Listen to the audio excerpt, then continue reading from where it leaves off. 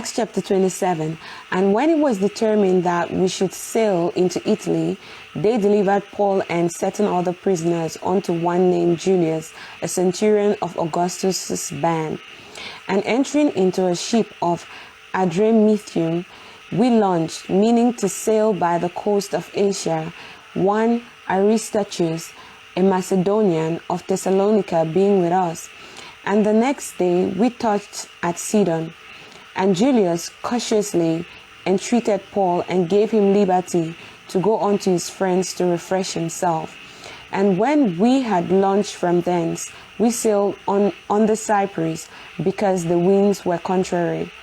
And when we had sailed over the sea of Sicilia and Pamphylia, we came to Myra, a city of Lycia. And there the centurion found a ship of Alexandria sailing into Italy, and he put us therein.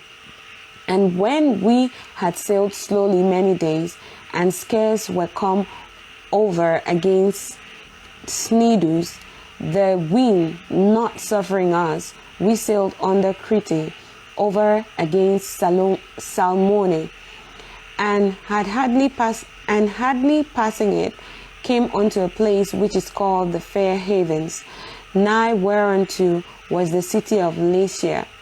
Now when much time was spent, and when sailing was now dangerous, because the fast was now already past, Paul admonished them, and said unto them, Sirs, I perceive that this voyage will be with hurt and much damage, not only of the lading and ship, but also of our lives.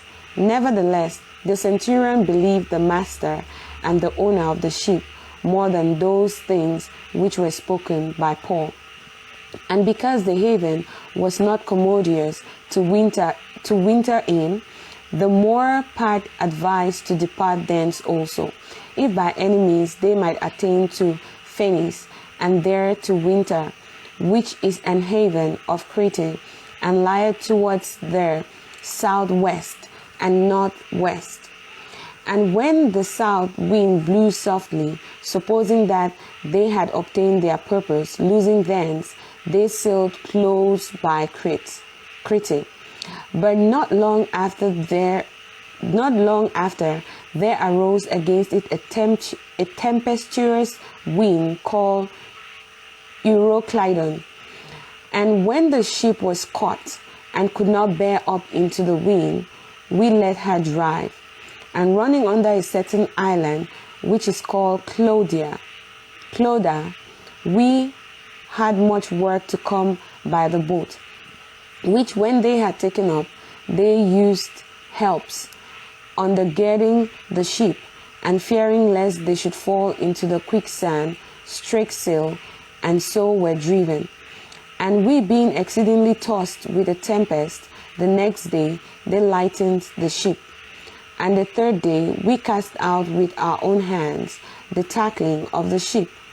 And when neither sun nor stars in many days appeared, and no small tempest lay on us, all hope that we should be saved was then taken away. But after long abstinence, Paul stood forth in the midst of them and said, Sirs, ye should have hearkened unto me, and not have lost from Clitin, and to have gained this harm and loss. And now I exhort you to be of good cheer, for there shall be no loss of any man's life among you, but of the ship.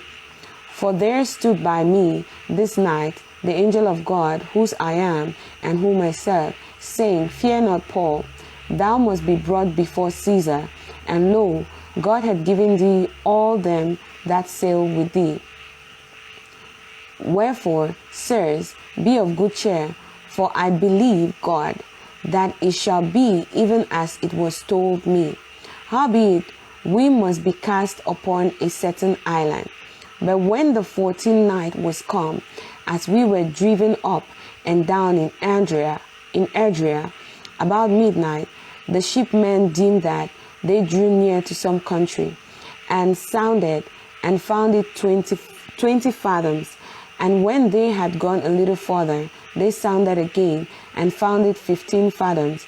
Then, fearing lest we should have fallen upon rocks, they cast 4 anchors out of the stern and wished for the day.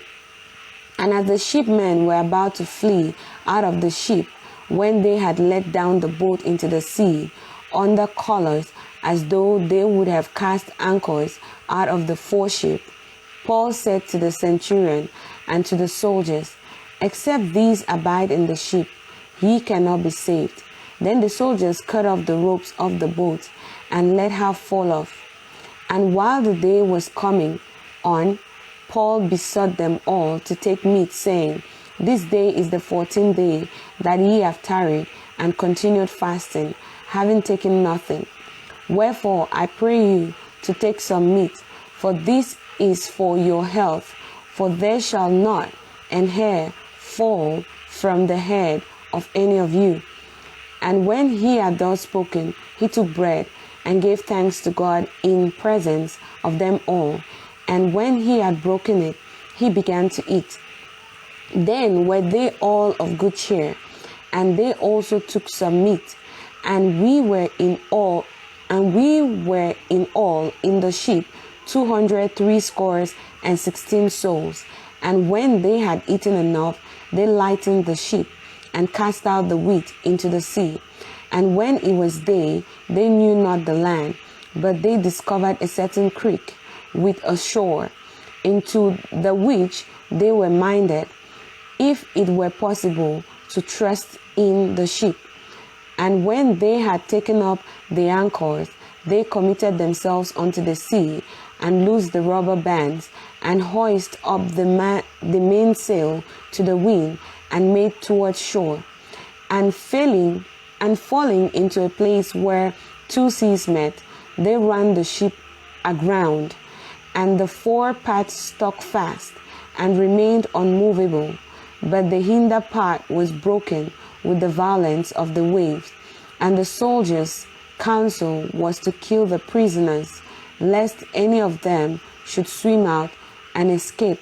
But the centurion, willing to save Paul, kept them from their purpose, and commanded that they which could swim should cast themselves first into the sea and get to land, and the rest, some on board, and some of broken pieces of the ship.